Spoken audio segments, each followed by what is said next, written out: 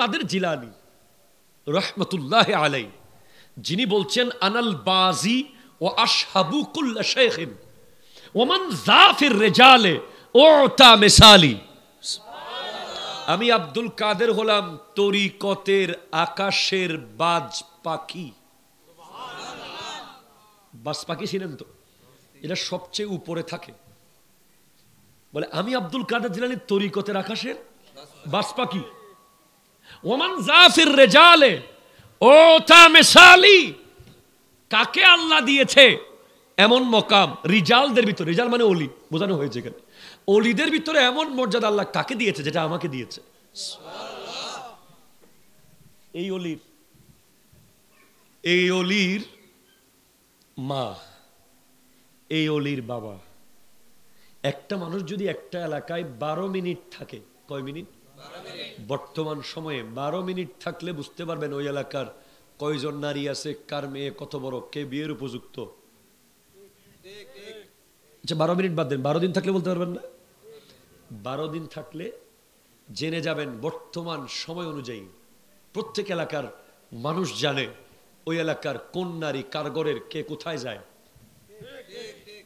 কিন্তু গাউসে পাকের আব্বা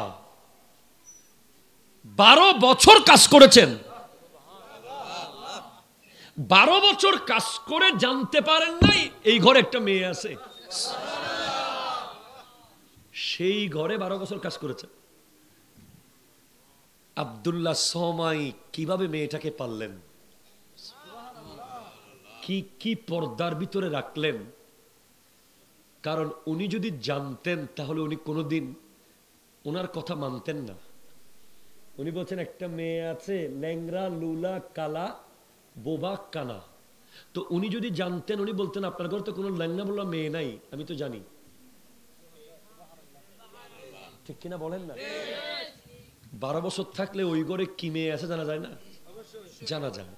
উনি বলছেন ঠিক আছে ল্যাংরা লুলা কালা মেয়ে থাকলে অসুবিধা, আমি বিয়ে করব।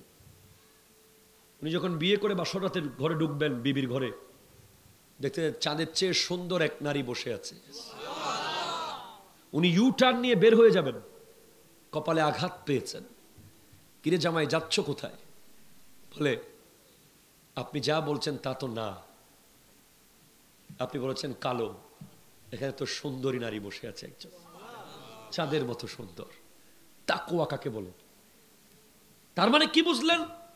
উনি জানতেন না কয়টা মেয়ে, কেমন মেয়ে। এই রকম পর্দানসীন নারী বলেই যার পেট থেকে বের হয়েছে আব্দুল কাদের জিলানী রহমতুল্লাহ আলাইহি।